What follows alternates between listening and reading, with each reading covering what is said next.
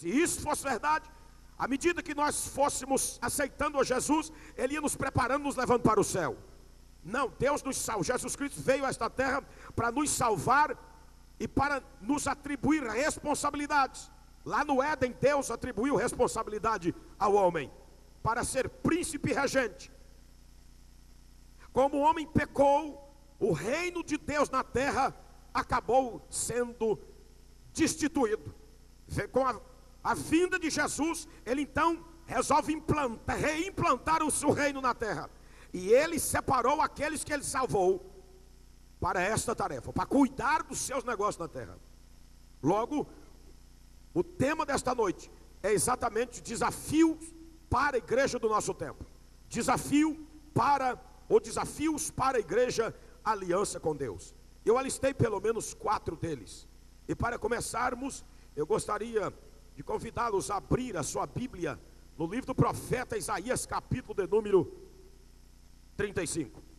E o primeiro desses desafios que nós temos que enfrentar é exatamente enfrentar o deserto moral e espiritual que há no mundo. Nós vivemos num deserto moral e espiritual. Os valores eternos para o mundo se tornou valores obsoletos. Os valores imutáveis se tornou valores mutáveis. Os valores que são relevantes para o povo do mundo se tornou valores irrelevantes. Então, como igreja do Senhor e como crentes lavados, remidos do sangue do Cordeiro, nós temos uma responsabilidade como agentes de Deus na terra, como ministros de Deus na terra, como representantes legais de Deus na terra, como testemunha de Jesus Cristo, enfrentar este deserto moral e espiritual que está na terra, para que este deserto floresça. O Senhor Jesus conta com você para isto. Então a palavra de Deus, para fundamentarmos bem o tema, a Bíblia diz: o deserto e a terra se alegrarão. Isaías 35, versículo 1. E florescerá como narciso. Olha algumas outras traduções como rosa. Florescerá abundantemente e jubilará de alegria. E deu-se-lhe a glória do Líbano, o esplendor do Carmelo e de Sarom. E eles verão a glória do Senhor e o esplendor do nosso Deus. Versículo 3: fortaleceis as mãos frouxas e firmais os joelhos vacilantes. Para enfrentar este deserto moral e espiritual, nós precisamos estar pronto, preparado. Para isso, como eu disse de manhã, revestido das armaduras de Deus, para que possamos resistir no dia mau, enfrentar este deserto. A Bíblia diz, no mesmo livro de Isaías, capítulo de número 55, no versículo 12 e 13, ele diz no versículo 35, versículo 1 e 2, que o deserto florescerá. Eu vou já explicar para você como é que esse deserto vai florescer.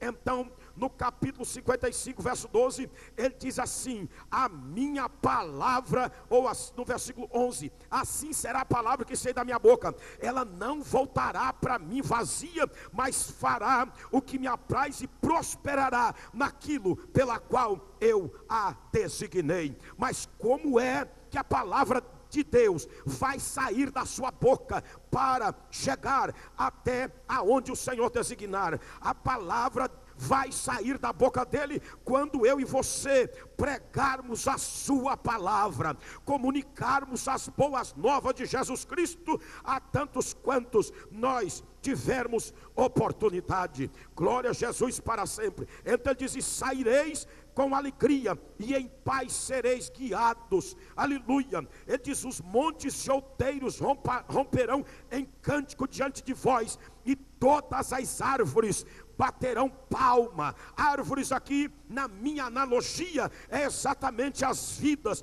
baterão palma de alegria por ter ouvido a voz do Senhor Deus Todo-Poderoso. Ele diz: em lugar do espinho crescerá cipreste, em lugar de sarça crescerá a murta, e isto será para a glória do Senhor e memorial eterno, e jamais será extinto.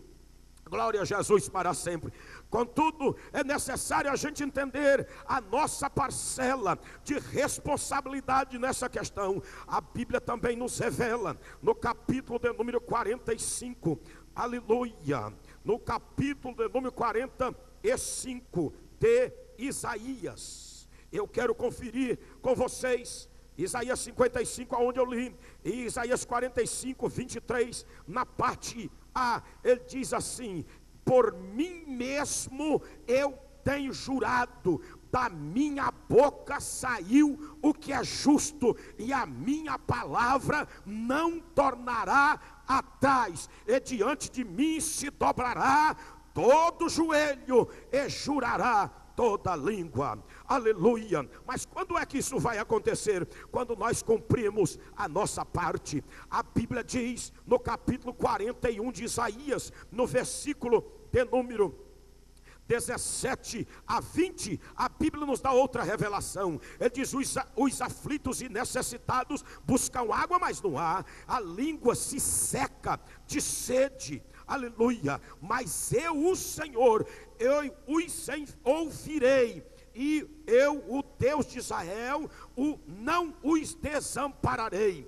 Deixa eu repetir: os aflitos e necessitados buscam água e não as há, e a sua língua se seca de sede, mas eu, o Senhor, os ouvirei, e eu, o Deus de Israel, não os desampararei, aleluia. Lembrai-vos que eu comecei dizendo que nós estamos vivendo num deserto moral e espiritual, num deserto de sequidão. Vejam só o que diz o versículo 18: abrirei rios nos altos desnudos, e fonte no meio dos vales, tornarei deserto em açude de água, e a terra seca em mananciais. Plantarei no deserto o cedro, a acácia, a murta, a oliveira, e conjuntamente no ermo eu plantarei o cipreste, para que todos vejam e saibam, e considerem, e juntamente entendam que a mão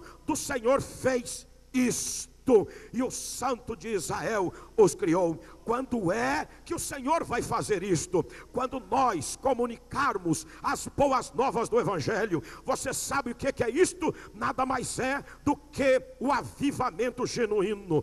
Deus fará na última hora da igreja um avivamento muito mais extraordinário, aleluia, do que no tempo da igreja primitiva, aleluia. Deus não precisa ressuscitar Paulo, Deus não precisa ressuscitar Pedro, Deus não precisa ressuscitar Filipe. Na última hora da igreja, Deus tem você, Deus conta com você. Alai, decova, nagassurandai. Quantos aqui podem responder a chamada do Eterno esta noite? Então, se isto é verdade, abra a tua boca, glorifique o nome do Senhor, aplauda o Senhor, faz alguma coisa para chamar a atenção do Eterno e dizer que você está pronto para responder a sua chamada. Aleluia.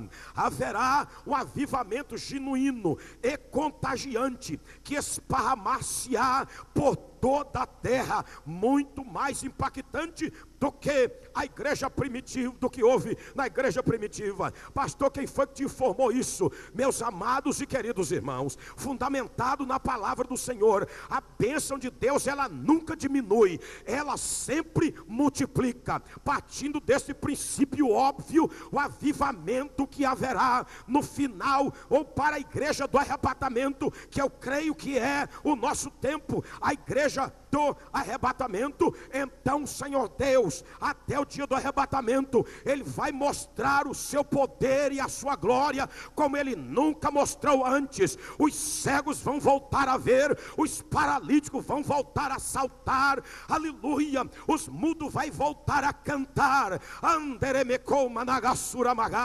porque Jesus Cristo é o mesmo ontem, Ele é o mesmo hoje e Ele é o mesmo eternamente. Eu estou desafiando a você crer na palavra